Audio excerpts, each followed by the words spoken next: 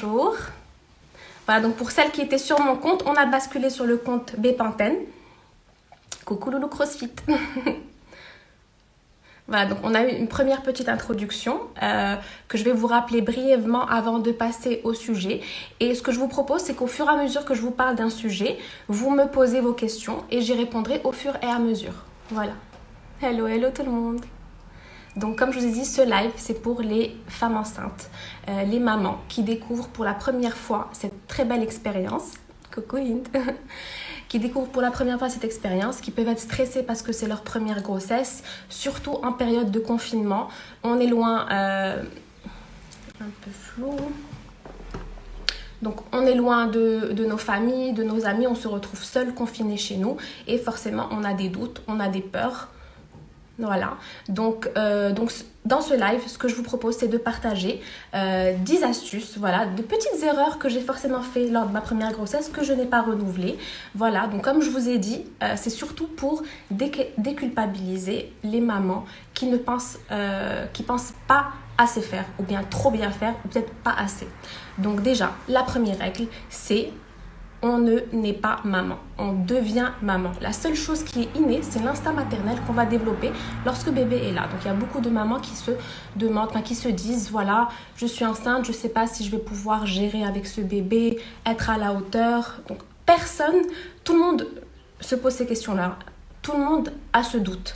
L'instinct maternel, il est né lorsque on prend notre bébé dans nos bras, ce qui est tout à fait normal. Donc on ne naît pas maman, on devient maman. Voilà, c'est un peu flou. C'est nickel, c'est un peu flou. Alors, je vais juste essayer de nettoyer la caméra avec ma robe. Voilà. Maintenant, ça va? C'est plus flou? Voilà. Donc, comme je vous ai dit, lorsqu'on pense à devenir maman ou lorsqu'on tombe enceinte, on a tendance à vouloir être la maman parfaite. Donc, on se met un peu trop, on va dire, de principes en tête. On se met trop de stress.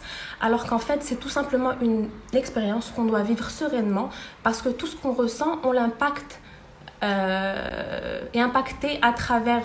ça impacte notre bébé, forcément. On va parler d'éducation, ne vous inquiétez pas. Donc, je vous propose de passer directement aux tips. Voilà, donc, tip numéro 1. Alors, ce qu'il faut savoir, la première des choses lorsqu'on découvre la maternité, c'est qu'on est emporté justement par tout ce qui est achat. On a envie de tout acheter. Tout ce qu'on voit en lien avec le bébé. Donc, surtout les habits. Donc, on a tendance à acheter du 1 mois, des habits de naissance, du 3 mois en quantité. Quoi que l'on voit, c'est mignon, on a envie de prendre ça pour notre bébé. Ce qu'il faut savoir, c'est qu'au début, le bébé grandit à une vitesse folle, surtout les premiers mois. Voilà, donc on n'a pas besoin d'acheter des choses en grosse quantité, surtout des habits de naissance. 1 mois, 3 mois, le bébé grandit extrêmement vite. Donc, ce que je recommande, c'est qu'au départ, acheter une petite quantité qu'on va utiliser au moment même. Excusez-moi. Le live sera enregistré, c'est bien. Pendant 24 heures sur le compte Bepanthen. Donc, ce que je recommande, c'est d'acheter vraiment le strict minimum au départ, surtout en ce qui concerne les habits.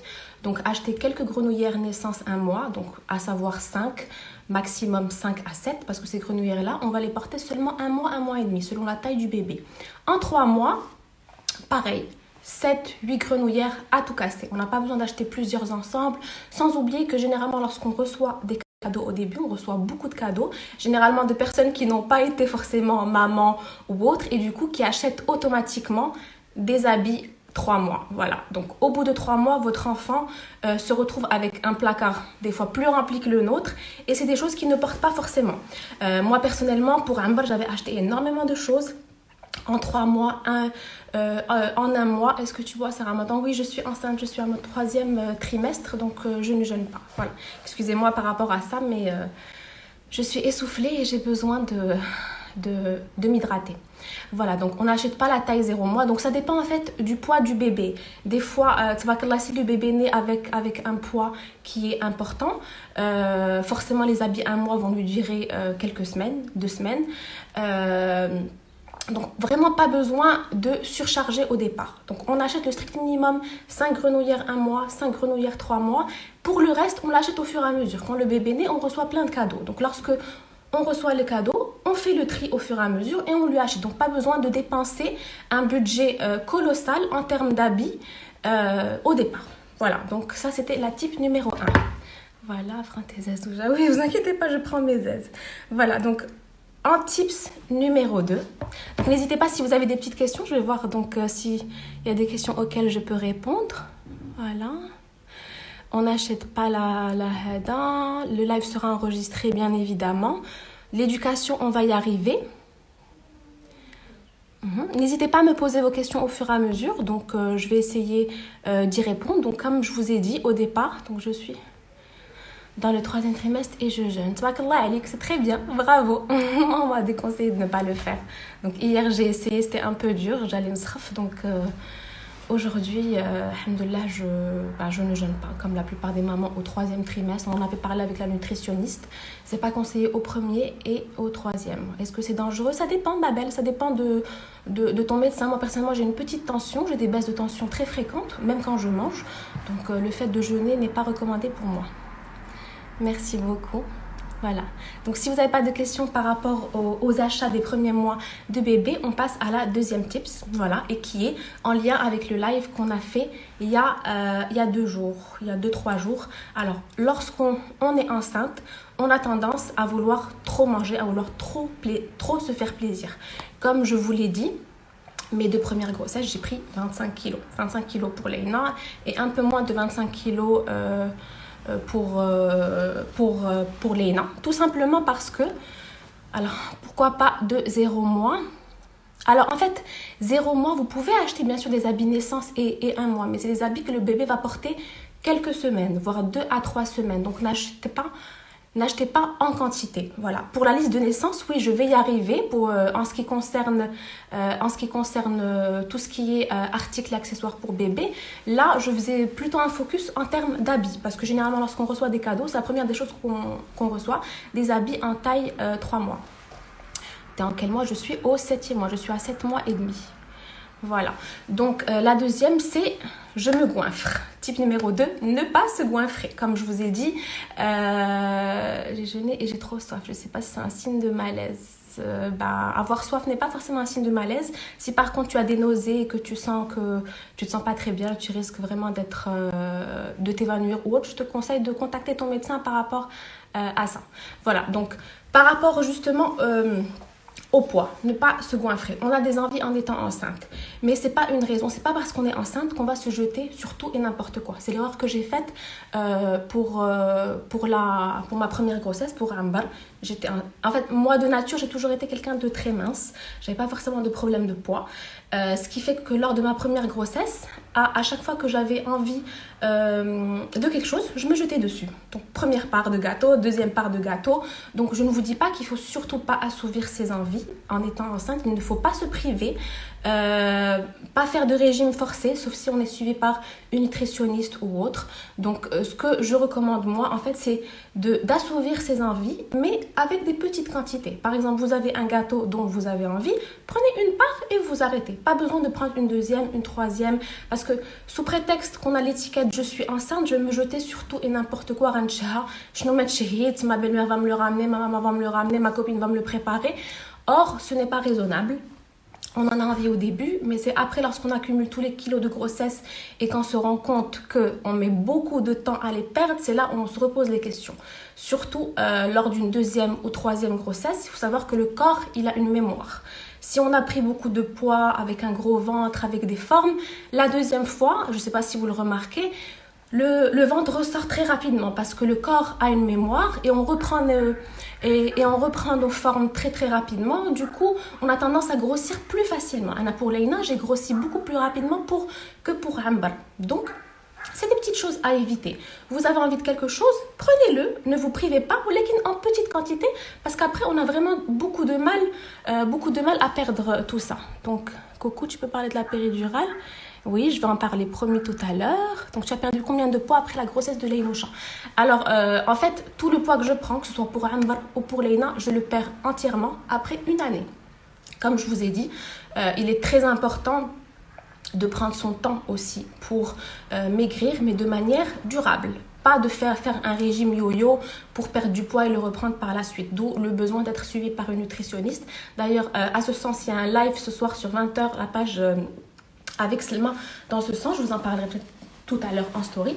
Alors, très important, il ne faut absolument pas se priver, mais en petite quantité. Le poids, on le perd. On a mis 9 mois à prendre son poids de grossesse. Il faut permettre au moins 9 mois à 1 an pour perdre ce poids, sans stress, sans vous culpabiliser. Il y a des personnes qui ont un métabolisme plus rapide et qui vont forcément perdre leur poids au bout de 3 à 4 mois et redevenir svelte. Ce n'est pas la norme. Ces personnes-là ont beaucoup de chance d'avoir un métabolisme rapide et de perdre, mais ce n'est pas le cas de tout le monde. Donc, il ne faut jamais se comparer déjà à quelqu'un d'autre. Parce que notre ami a perdu du poids, donc moi aussi, je me mets la pression pour perdre du poids, prendre le sport. Non. Vous avez vécu 9 mois de grossesse, vous avez pris du poids.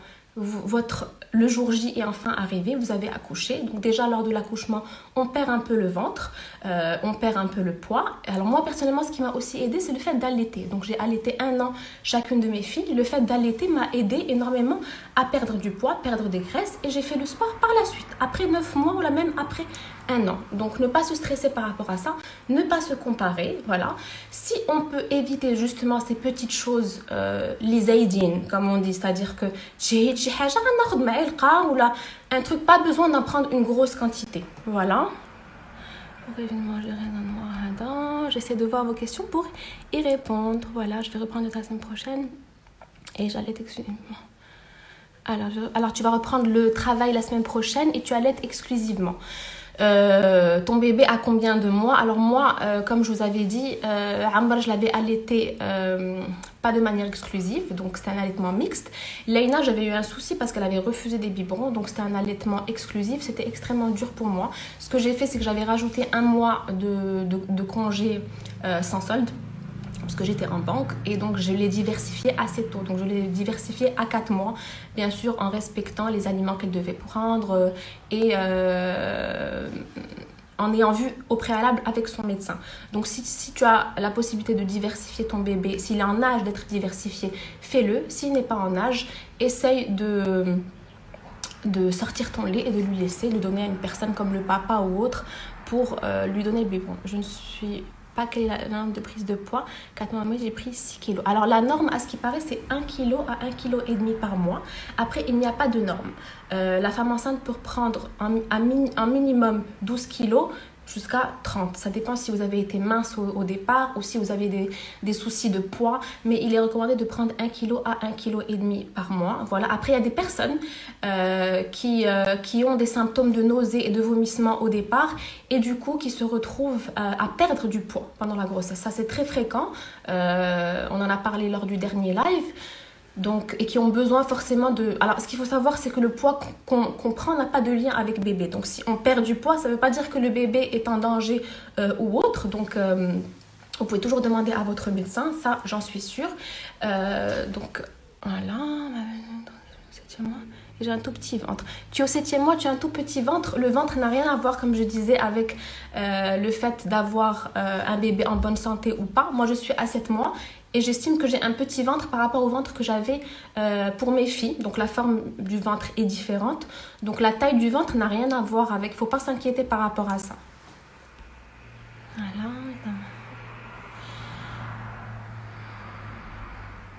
Toujours un plaisir d'entendre tes conseils. Tu es adorable. Merci Dalel. Petite question, je suis à 17 semaines mais mon ventre stagne. C'est normal d'avoir un petit ventre. Là, encore une fois, il ne faut vraiment pas avoir peur par rapport à la taille de votre ventre. Ça dépend des morphologies. Moi, comme je vous ai dit, j'en suis à ma 3e grossesse. Mon ventre est sorti beaucoup plus rapidement que les fois précédentes. Amber, j'avais du ventre pas avant 5 mois. 5-6 mois, c'est là où j'avais vraiment un ventre qui se voyait. D'ailleurs, au début, les gens ne pensaient même pas que j'étais enceinte. Je me sentais un peu grosse sans que le ventre ne soit forcément voyant. Donc, ne vous inquiétez pas par rapport à la taille de votre ventre. C'est vraiment pas un signe que le bébé est petit ou autre. Rien à voir, c'est des morphologies. Voilà. Tu as l'air essoufflée, oui. Avec la grossesse, je m'essouffle, la vérité. C'est pour ça aussi que j'arrive pas à trop jeûner. J'ai besoin d'être hydratée. Voilà. Donc la grossesse des 2 princesses, est-ce que c'était facile au début? Alors je vous cache pas que, alhamdoulilah, je n'ai pratiquement pas de symptômes de grossesse. Je n'ai pas de nausées, je n'ai pas de vomissements. On dit que chaque grossesse est différente. Donc moi, les 3 plus ou moins ont été plus ou moins semblables. Donc j'ai pas de symptômes. D'ailleurs, à chaque fois que j'apprends que je suis enceinte, je suis déjà à 2 mois, 2 mois et demi. Parce que j'ai pas de nausées, j'ai pas de vomissements, j'ai pas mal au ventre. C'est lorsque vraiment l'utérus commence à tirer en bas que je me pose des questions. Et c'est là que je vais voir le gynéco et qui m'apprend que je suis enceinte. Même au niveau des règles, par exemple, lorsqu'on prend un contraceptif comme la pilule ou autre, on peut avoir ce qu'on appelle des règles d'anniversaire. Donc même, ça m'était arrivé pour Amber. Donc étant enceinte, j'avais eu des petites règles. Voilà, et du coup, je ne savais pas que j'étais enceinte au tout début. Voilà. Est-ce que tu es pour césarienne ou accouchement naturel, et pour et les contre? Donc, est-ce que ça affecte la vie du couple? Alors moi, personnellement, j'ai accouché le plus naturellement possible pour chacune de mes filles. Voilà, donc c'est un accouchement voix basse, sans péridurale et sans épisiotomie. Alhamdoulilah, j'ai accouché à l'étranger, en Espagne, par choix. Donc, si on devait choisir entre les deux, il n'y a pas mieux que l'accouchement naturel. La nature est très bien faite. Le bon Dieu a fait en sorte que tout se passe le plus naturellement possible. Donc, pourquoi faire une césarienne qui est une opération qui peut être à risque aussi? Si vous n'êtes pas dans les conditions favorables, si vous avez des petits soucis de santé ou autre et que vous devez programmer une césarienne, c'est pas très grave. L'essentiel, c'est d'être en bonne santé, d'avoir votre bébé en bonne santé. Donc, il ne faut pas non plus vous mettre dans votre tête, je veux absolument la... Il y a beaucoup de femmes, malheureusement, qui veulent absolument la voix basse. Et pendant l'accouchement, il peut y avoir un souci qui nous pousse à nous diriger vers la césarienne et du coup, elle culpabilise. L'essentiel dans tout ça, c'est votre santé et celle de votre bébé. C'est le plus important. Donc, ne culpabilisez surtout pas par rapport à ça. Maintenant, si vous avez le choix, je dis bien si vous n'avez aucun souci de santé et que vous avez le choix entre la césarienne et l'accouchement naturel, je préconiserai l'accouchement naturel parce que c'est une très belle expérience qu'on n'est pas amené à vivre plusieurs fois dans sa vie. Donc, pourquoi s'en priver? Voilà. Grossesse 2 mois et Ramadan, il y a un risque pour le bébé ou pas, s'il vous plaît? Alors, c'est vraiment à voir avec votre gynécologue. Normalement, on dit que il n'est pas recommandé de jeûner le premier trimestre et le dernier trimestre. Le premier trimestre, pourquoi? Parce qu'on a besoin de force. Et du coup, c'est encore tout fragile. Il y a des risques de fausse couche ou autre. Donc, les médecins recommandent de manger, d'avoir toute l'énergie possible. Le troisième trimestre, la même chose. Donc, on a besoin aussi de force, surtout lorsqu'on a une petite santé ou autre. Personnellement, j'ai une petite tension. Ce qui fait que même quand je mange, j'ai des nausées. Ce qui fait que jeûner, c'est extrêmement difficile. Par exemple, hier, j'ai essayé, c'était vraiment très dur. J'allais m'évanouir et du coup, c'est par choix. Après, il y a des personnes qui veulent absolument jeûner. Ajr, c'est très bien. Donc, je te conseille de voir avec ton médecin. Conseil précédent. Trop mignon vos messages. Alors, est-ce que les filles vont venir au live? Promis, je ramènerai les filles à la fin du live. Je voudrais déjà vous donner toutes les astuces, qu'on puisse en parler et par la suite ramener les filles. J'ai envie quand même voir ton live et entendre tes conseils. Merci Kautsar, tu es la bienvenue. Alors, qu'est-ce que j'utilise comme huile anti-vergeture? J'ai toujours utilisé de l'huile d'argan naturelle à appliquer sur le ventre, les cuisses et au niveau de la poitrine. Alhamdoulilah, je n'ai jamais eu de vergeture. Là, encore une fois, ça dépend de l'élasticité de la peau de chaque personne. Il ne faut pas se comparer. On ne se compare jamais à une autre personne. Essayez d'hydrater au maximum, idéalement 2 fois par jour. Surtout maintenant, on est à la maison, on n'a rien à faire. Donc moi, ce que je fais le matin, j'hydrate mon petit ventre. Ça fait un petit massage, un petit moment qu'on passe avec bébé. Et le soir aussi, avant de dormir. Rassurant cette histoire de ventre, j'en ai presque pas. T'inquiète pas ma belle. Sincèrement, la taille le ventre, ça dépend de chaque personne. Si par exemple vous êtes quelqu'un de... D'ailleurs, on remarque que la plupart des sportives qui sont enceintes n'ont pas de ventre. Pourquoi? Parce qu'elles ont des abdos bien serrés, elles ont un petit ventre. Si en temps normal, vous avez déjà à la base un petit ventre, la peau se détend très facilement et du coup, vous avez un ventre qui est volumineux. Donc, ne vous inquiétez surtout pas par rapport à l'histoire de ventre. Ça n'a rien à voir avec... Voilà. Alors, on passe aux tips. On me demande les tips. Donc, on a parlé des 2 premiers tips. On va passer au 3e. Donc, alors... Le 3e, qui pour moi le juste est important. Donc, lorsqu'on devient maman, on a tendance à recevoir des conseils à droite, à gauche, de notre maman, belle-maman, de la grand-mère, des copines qui ont déjà été enceintes. Et du coup, on se retrouve avec plein d'idées contradictoires et on se bourre la tête avec des idées, avec des choses qu'on doit faire et ne pas faire. Alors, ce qu'il faut savoir, c'est que, comme je vous ai dit, on apprend à devenir maman. Mais l'instinct, il est maternel. Lorsque votre bébé naît, vous êtes la seule personne à savoir ce qui est bon pour lui. Donc, ne vous laissez pas influencer par des reproches, par des critiques qu'on peut vous faire autour de vous. Donc, lorsqu'on a notre bébé, surtout lorsqu'on l'allaite, on développe un instinct maternel, allaitement ou pas, bien sûr. Juste le fait de faire le pot à pot, on ressent de l'énergie entre nous et bébé qui se met en place, c'est ce qu'on appelle l'instinct maternel. Donc ça, en fait, c'est inné. Voilà, donc chaque maman peut savoir ce qui est bon pour son enfant. Moi, mon conseil, c'est, vous pouvez toujours écouter les conseils qu'on vous donne à droite, à gauche de personnes expérimentées, mais n'en faites pas une idée stricte et ne vous mettez pas de pression par rapport à ça. Voilà, donc la maman, au début, donc elle a les 9 mois de grossesse, l'accouchement qui a été extrêmement dur pour elle, ça peut durer des heures et des heures, ça peut être douloureux, ça peut être une opération, une césarienne, donc on n'a pas besoin par-dessus d'entendre des choses à droite, à gauche, non tu dois faire comme ci, non tu dois faire comme ça. Vous avez un instinct maternel, que ce soit votre première grossesse, votre deuxième ou votre troisième, vous savez ce qu'il faut faire. Vous allez assurer quoi qu'il en soit et vous êtes une bonne mère.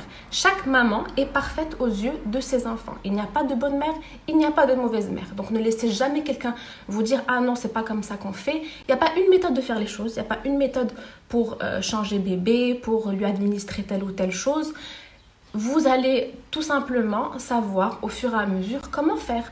Bien sûr, vous allez faire des petites erreurs au début, c'est tout à fait normal, mais on va dire que vous allez prendre de la confiance au fur et à mesure que vous serez avec votre bébé. Donc, juste un conseil, ne laissez pas trop ces idées reçues vous rentrer dans la tête et du coup, vous rajoutez une pression supplémentaire par rapport à votre rôle de maman. Quoi que vous fassiez, vous êtes parfaite aux yeux de votre bébé. Les filles maintenant quand elles grandissent, elles me disent tu es la meilleure maman, tu es la Reda.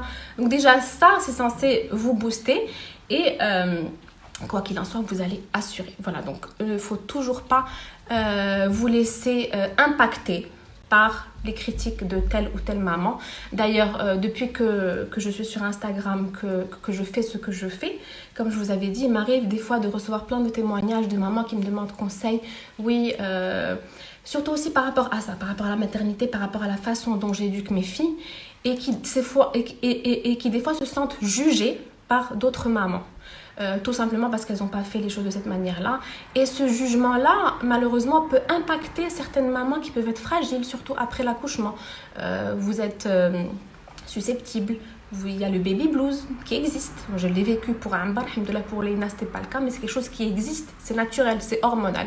C'est naturel de se sentir mal après un accouchement, d'avoir le baby blues, parce qu'on est fatigué avec les hormones, on dort très peu, donc on a besoin vraiment d'être rassuré et non pas...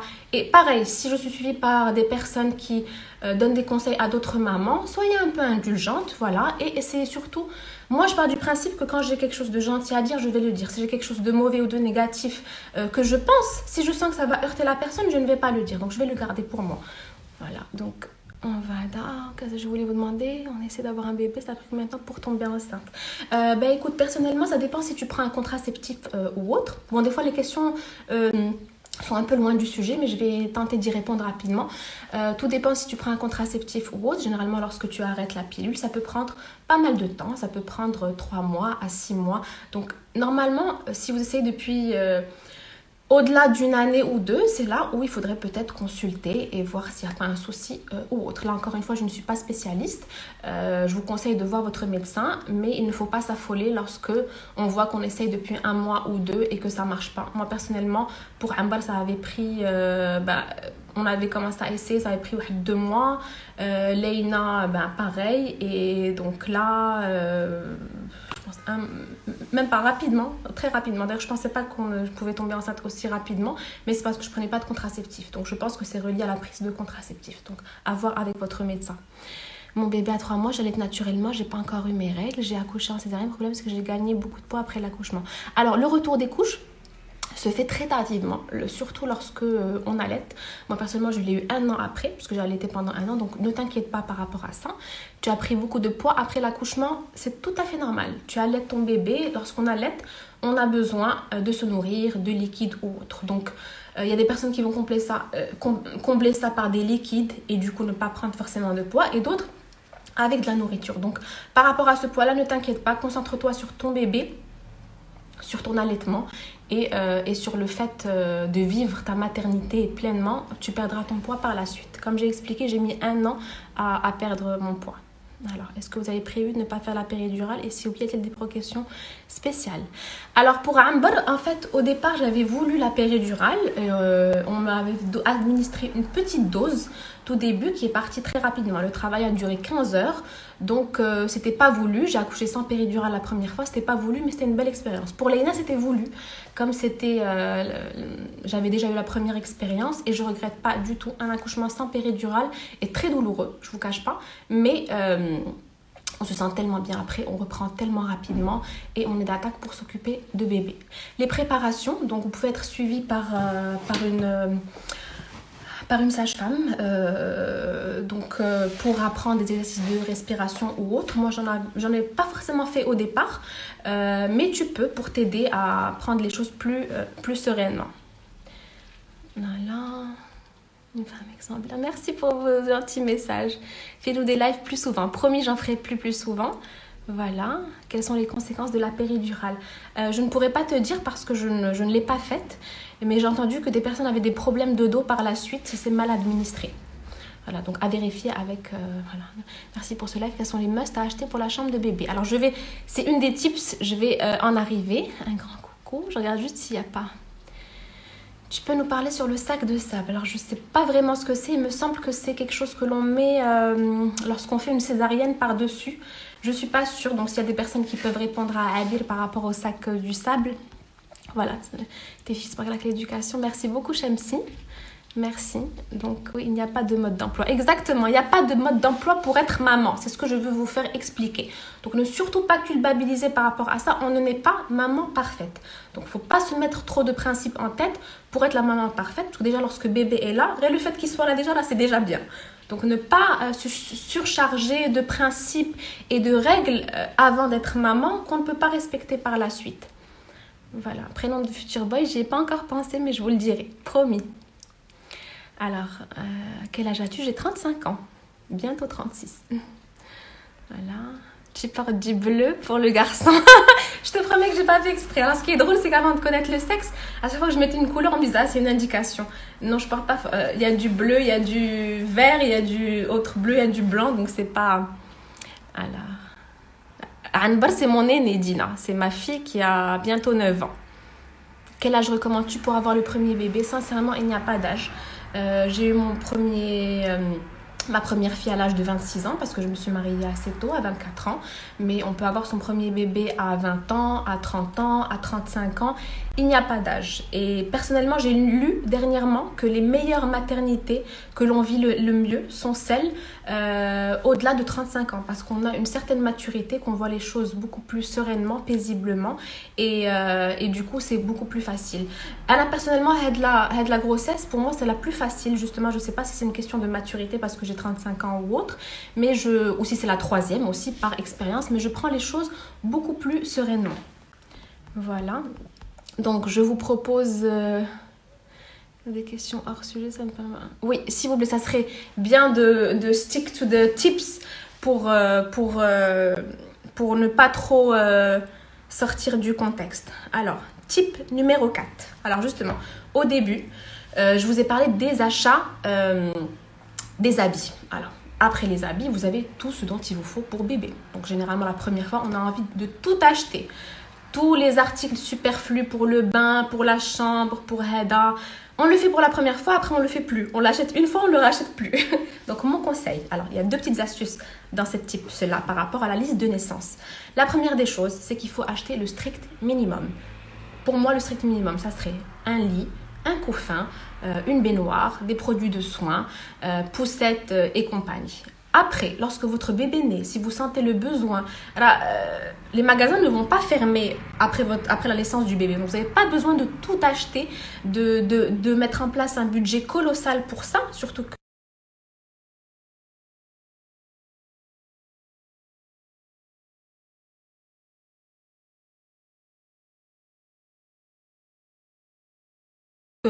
les produits de bébé, les biberons, le pack et tout. Pour le reste, il est recommandé, si le bébé est né, par la suite, on a besoin de tel ou tel produit qu'on a vu, on le prend. On a besoin de ça, on le prend. Autre chose, il ne faut pas savoir que vous allez recevoir des cadeaux. Donc, les gens qui sont proches de vous, c'est-à-dire votre famille, vos cousins, cousines, tantes, meilleures copines, vont préférer vous offrir des cadeaux dont vous avez réellement besoin. Donc, vous établissez une petite liste des choses dont vous avez envie, que vous jugez important. La liste, vous la répartissez entre les membres de votre famille. Votre tante Flana vous achète Hada, votre tante Hadi vous achète ça, votre meilleure copine celle-là. Du coup, ça réduit votre liste et ça réduit votre budget. Et surtout, ça évite d'avoir des doublons. Lorsque vous recevez des cadeaux, ça vous évite de vous retrouver avec de transat, de baignoire, de Heda. Donc vous prenez la liste et les personnes qui vous appellent par téléphone ou si vous jugez que vous êtes assez proche d'elles, vous les appelez afin que j'ai besoin d'un stérilisateur, j'ai besoin d'un Heda, j'ai besoin d'un Heda. Donc par rapport justement à cette liste-là, moi personnellement j'avais fait énormément d'achats la première fois que je n'ai pas eu à réutiliser la deuxième fois. Un exemple tout simple, par exemple le stérilisateur. Pour Amber, j'avais tout stérilisé. Le premier bébé, on a envie justement que tout soit propre, on respecte les règles. Leïna, je n'ai rien stérilisé. Je ne sais pas si c'est la raison pour laquelle elle est comme ça. Non, je m'amuse. Un peu d'humour pour détendre un peu l'atmosphère. On n'a pas besoin. En fait, ça dépend des écoles. Il y a des pédiatres qui vous disent, au début, ils disaient qu'il était nécessaire de tout stériliser pour que l'événement soit clean pour le bébé. Ensuite, ils vous disent par la suite que c'est pas nécessaire. Pourquoi? Parce que ça peut réduire son immunité, le fait que l'environnement soit trop propre. Donc personnellement pour Leïna, je n'ai pratiquement pas stérilisé, si ce n'est que le biberon. Avant je lui mettais l'eau chaude, bouillante, Liana. Je le mettais avant de le servir et ça c'était après 1 an parce que je l'allaitais au départ. Donc autre chose, le chauffe-biberon par exemple, un de mes filles sont nées en été, je les allaite. Donc j'avais pas forcément besoin d'utiliser le chauffe-biberon pour Leïna. Je l'avais acheté pour Amber et je l'avais jamais utilisé. Donc lorsque je leur donnais Amber du lait artificiel, c'était avec de l'eau à température ambiante que je mélangeais. Donc, et même le fait de ne pas l'habituer à un biberon chaud, je n'ai pas eu de souci avec elle par exemple le soir. Je sais qu'il y a des mamans qui leur arrive de chauffer à chaque fois le biberon à leur bébé. Du coup le biberon s'habitue à une certaine température. Si le lait par la suite n'est pas dès que la température, le bébé refuse le biberon, surtout le soir. Quand on se lève, le bébé veut le biberon, on va le chauffer, il faut lui donner, il peut le refuser, des cris, des larmes. Personnellement, je n'ai pas eu à chauffer le biberon, ça n'a jamais posé de problème, donc je ne compte pas le faire encore pour cette fois-ci. Voilà. Autre article qui est assez tendance ces derniers temps, mais que je n'ai pas utilisé, c'est le Licododo.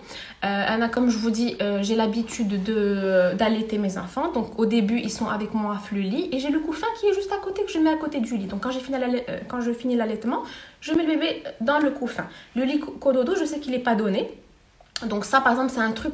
Pour moi, lit, je m'en passerai. Après, il y a des mamans qui l'ont utilisé. C'est avéré que c'était très important pour elles.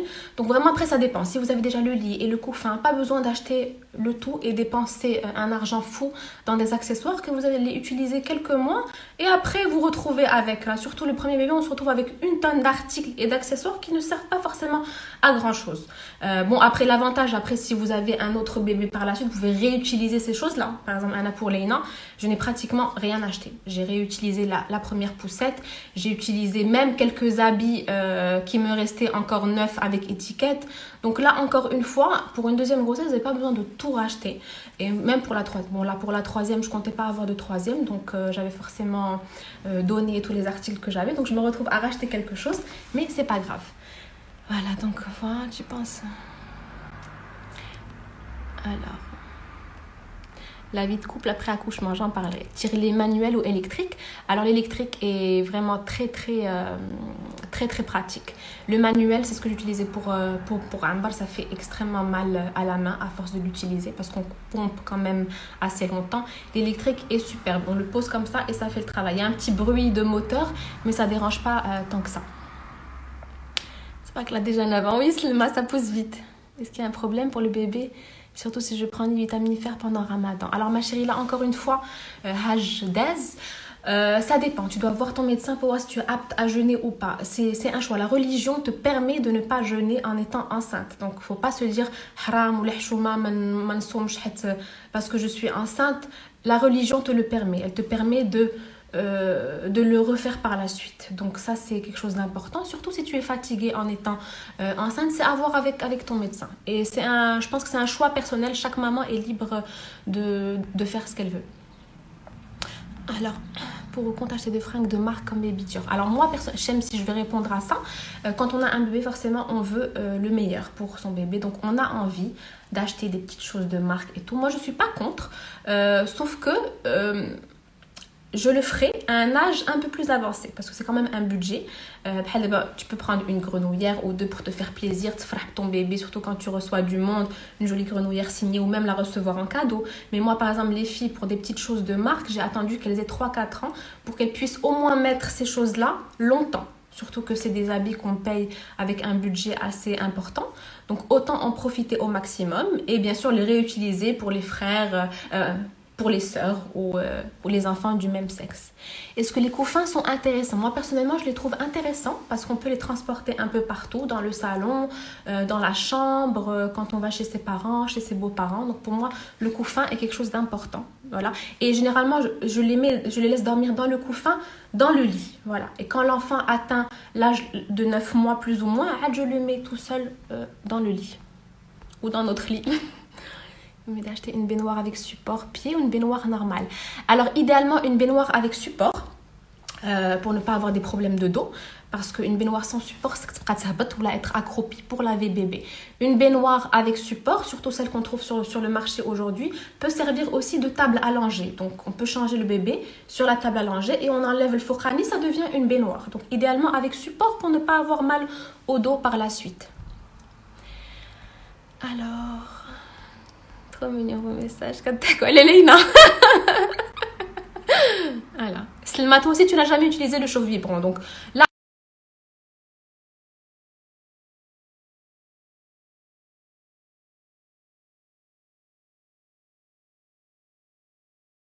jugez le besoin d'acheter plus d'articles, faites-le par la suite. Parce que des fois, on achète même des articles qu'on n'utilise jamais.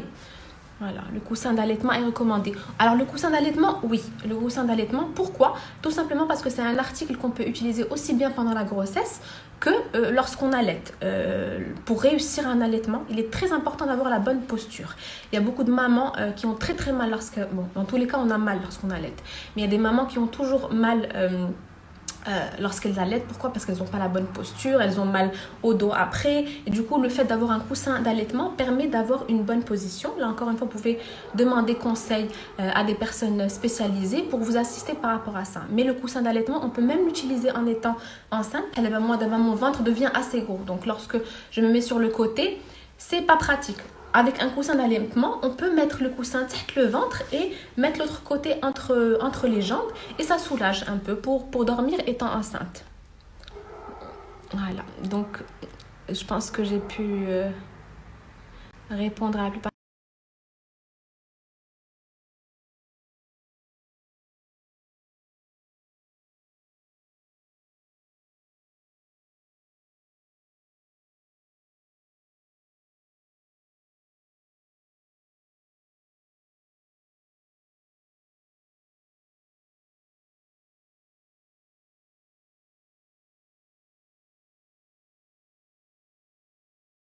Premier enfant, on a envie que tout soit parfait. On veut être la super maman, donner la meilleure éducation, mettre en place un planning pour faire dormir bébé à telle heure, lui donner des aliments bio. On se met une tonne de principes, on lit des livres, on voit des choses et on a vraiment tendance à vouloir trop bien faire. Ce que vous ne savez pas, c'est qu'une fois que vous accouchez, vous êtes extrêmement fatigué. Vous avez les hormones qui vous impactent, vous pouvez avoir un baby blues. Il est très difficile de suivre un planning précis par rapport à votre bébé. Donc, ne vous mettez pas trop de principes par rapport à ça. Le fait d'être maman, c'est déjà un miracle de la vie. Donc, le fait connexion suspendue, non, c'est pas suspendu. La connexion est faible. Anna, je vous écoute. Je vous entends, ça bug. Est-ce que vous m'entendez? Anna, je vous entends bien. Ça bug. Pourquoi ça bug? Bon, il y a un peu de bruit à l'extérieur. Il y a un camion à poubelle qui passe. Donc, c'est peut-être le bruit que vous entendez. Alors, donc comme je vous ai dit, il ne faut pas placer la barre trop haute et se dire, c'est bon ça marche, et se dire, je vais être telle maman, je vais être la maman parfaite. Il n'y a pas de maman parfaite. Donc pour chaque bébé, ça bug, il faut sortir et re-rentrer. Là c'est bon. Je ne suis pas sortie, je suis encore là. Il y a juste un camion à poubelle qui passe, là ça va passer. Donc comme je vous ai dit, il ne faut pas placer la barre trop haute. Parce que lorsqu'on place la barre trop haute et qu'on n'arrive pas à atteindre l'objectif, on est déçu, on culpabilise. Je ne suis pas une bonne maman, je ne sais pas faire bien les choses, je ne sais pas. Faut arrêter. Vous êtes parfaite quoi qu'il en soit. Juste le fait de donner naissance, c'est déjà un miracle de la vie, comme je vous ai dit. Donc, il faut vous accorder un peu de patience pour apprendre déjà. Alors, lorsque bébé est là, on essaye tout doucement de mettre en place un rythme qu'on peut respecter, mais quelque chose qui soit facile à atteindre. Mais si la barre très haute et se dire que je dois le faire dormir à telle ou telle heure, lui donner tel ou tel aliment, l'allaiter à tout prix, alors que des fois, il y a des mamans qui ne peuvent ne pas avoir de lait. Il ne faut pas vraiment vous mettre trop de pression. Déjà, le fait d'avoir subi les 9 mois de grossesse et l'accouchement, c'est déjà très très bien, c'est déjà un miracle. Donc ne vous mettez pas plus de principes que ça parce que la copine l'a fait ou parce que Flana l'a fait, donc moi aussi je veux le faire. Ne vous mettez pas trop d'objectifs en tête. Lorsque le bébé est né, vous allez voir au fur et à mesure et suivre le rythme. De toute façon, avant d'avoir un bébé, on ne peut pas savoir comment c'est. D'accord? Donc ça ne sert à rien de vous mettre trop de principes. Quand bébé est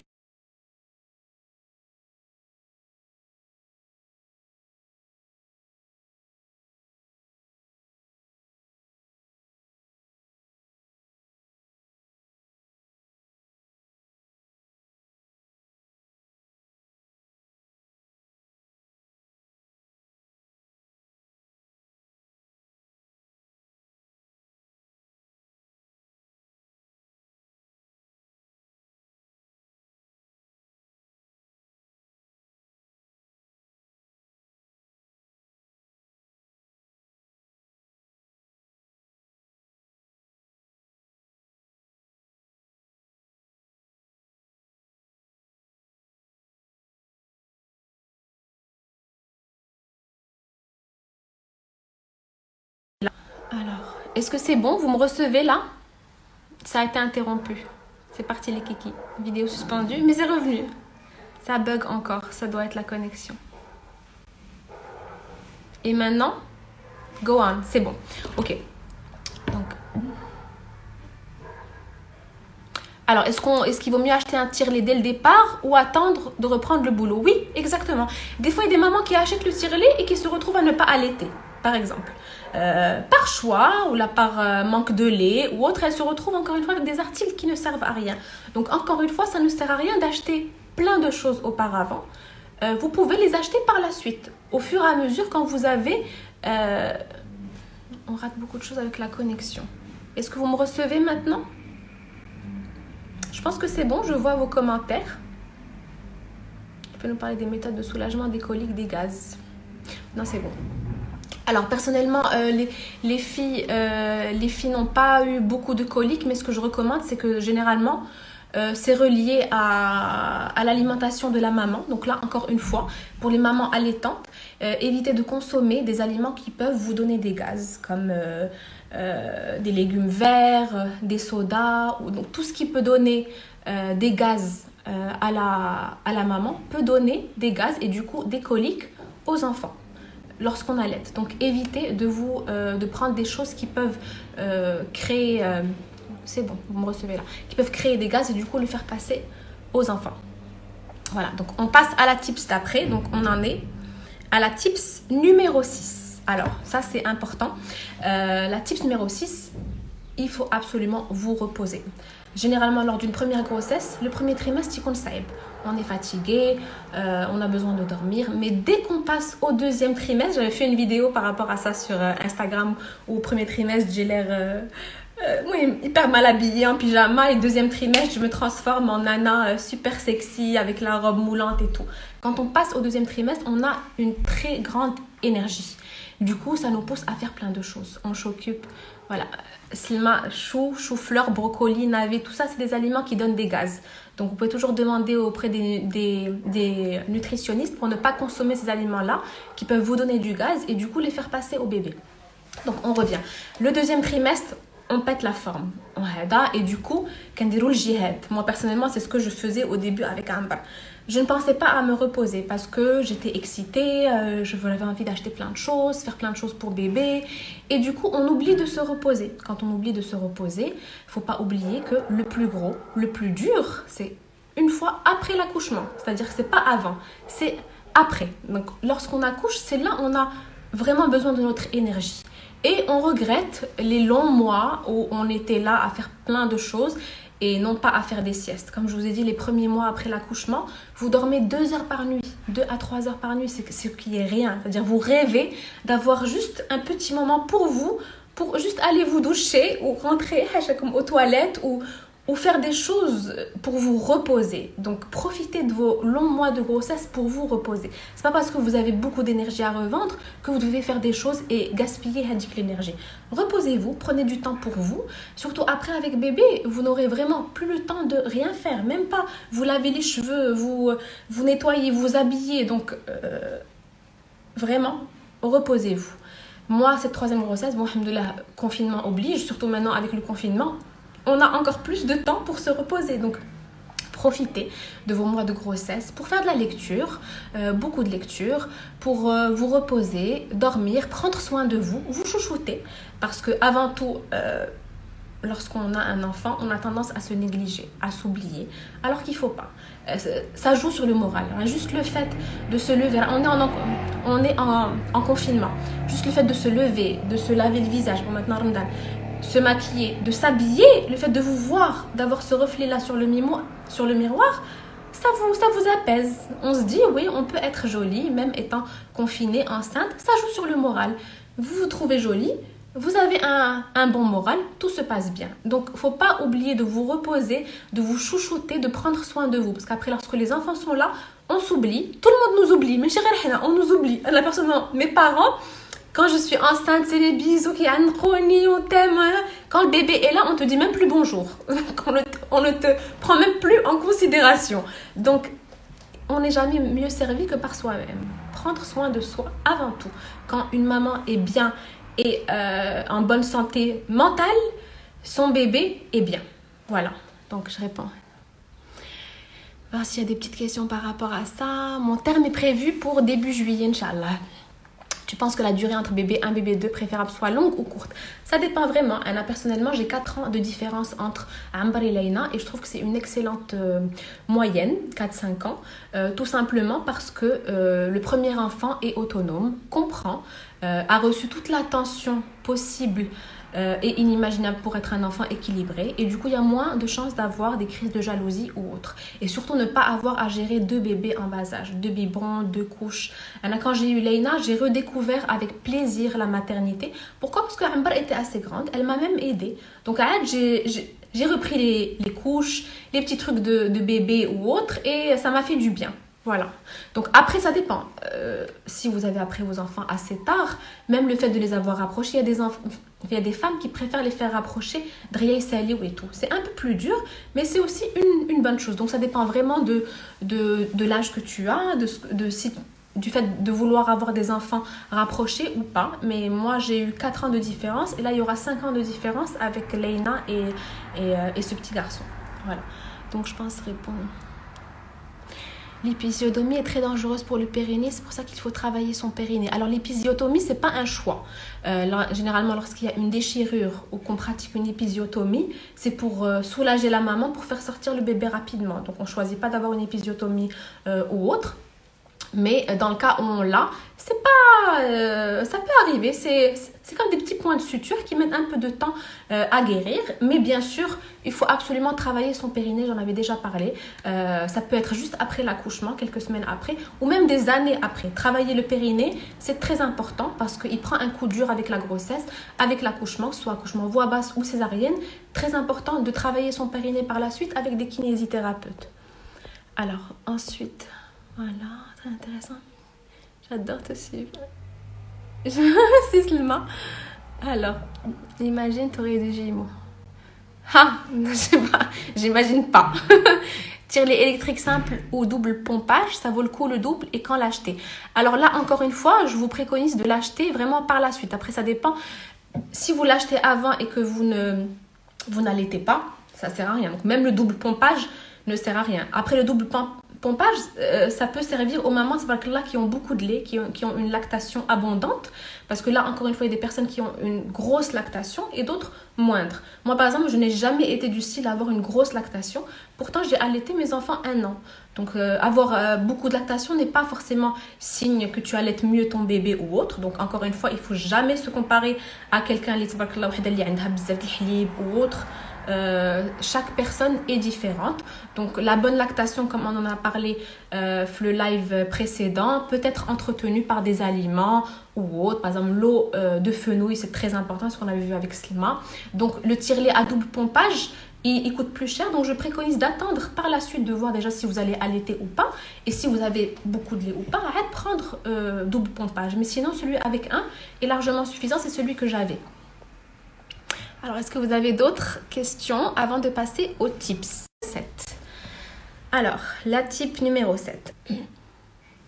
Alors, c'est bon, on est connecté. Il y a eu une petite interruption. La connexion est vraiment catastrophique. Vous me recevez? Coucou, ok. Donc, la tips numéro 7. On a tendance à négliger le sport. Alors, c'est quelque chose qui est extrêmement important. Malheureusement pour Ambar et Leïna, je ne faisais pas de sport. On attend les filles. Les filles vont venir, promis. On est à la tips numéro 7. On arrive à la 10 et je les appelle. Promis, promis. Donc, ouais, j'ai une très mauvaise connexion. Oui, je sais les filles. Faut... c'est la connexion. On peut rien y faire. Désolée. Est-ce que vous m'entendez là? Connexion. Allez, j'ai le connexion. Voilà. Donc, le sport passe. Et ça bug encore. Essaye de changer la connexion. Est-ce que vous me recevez comme ça? C'est bon. Ça part et ça revient. Donc, la tips numéro 7. Alors, ne pas négliger le sport. Comme je vous ai dit pour Ambar et Leïna, je ne faisais pas beaucoup de sport, tout simplement parce que j'avais pas le temps. Je travaillais en banque avec de longs horaires. J'avais pas la volonté parce que je me disais c'est pas forcément nécessaire ou autre de faire du sport. Donc cette 3e grossesse, j'ai commencé à pratiquer du sport comme je suis assez sportive de nature et du coup ça fait un bien fou. Donc mes 2 premières grossesses, j'avais tendance à avoir des problèmes de sciatique, j'avais constamment mal au dos, j'avais les jambes lourdes, j'avais mal partout. Je me sentais lourde, je me sentais vraiment pas essoufflée. Là, le fait de faire du sport, sincèrement, j'ai vécu cette grossesse encore mieux, tout simplement parce que le sport est un allié de la femme enceinte. Quand d'ailleurs je commençais, et c'est des idées reçues qu'on a au Maroc de ne pas pratiquer de sport étant enceinte. Quand je commençais à faire mes séances de sport au tout début, je recevais plein de messages. Le sport. Je recevais sincèrement beaucoup de messages tous les jours par rapport à ça. Or, à l'étranger, les femmes, les médecins recommandent de faire du sport. C'est très très bon. L'image est cryptée. Est-ce que vous me recevez là?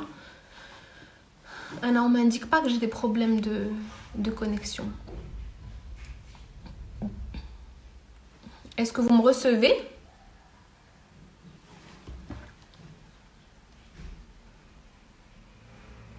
Les filles, je ne vois pas vos messages.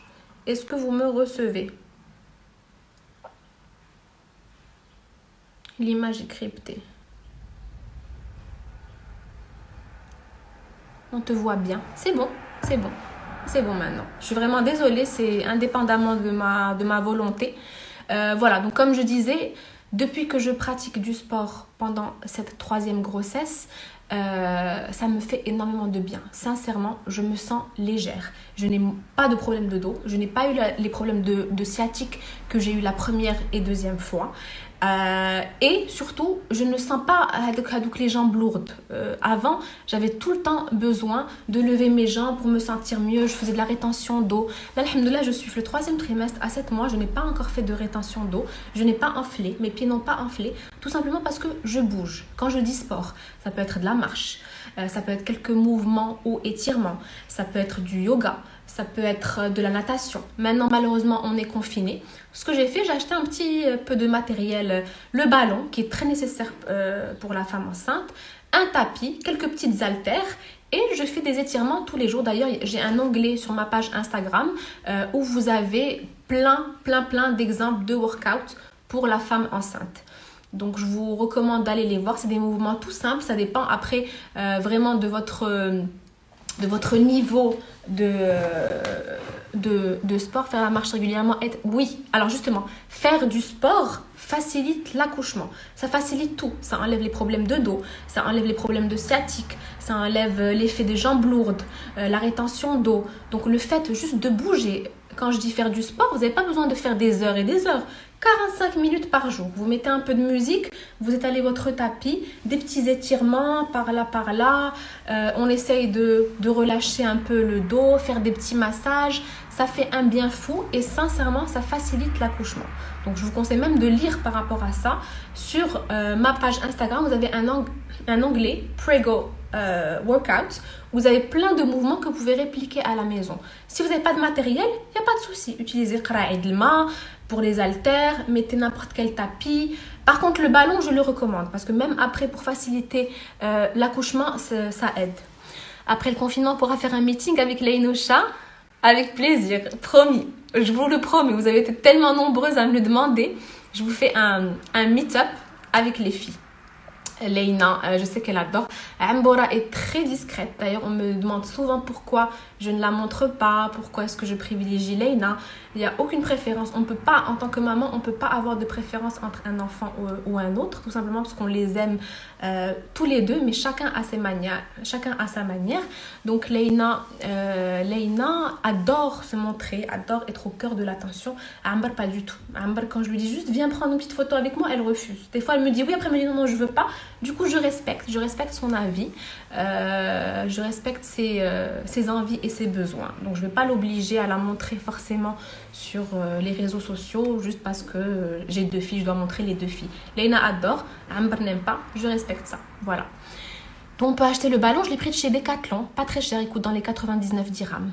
Alors, vous êtes adorable déjà, les filles, merci. J'ai une fille, 2e grossesse, m'a donné très différente que la première, je suis très fatiguée. C'est tout à fait normal. Comme je vous ai dit, la première grossesse, on a beaucoup d'énergie. C'est la première, on se dépense.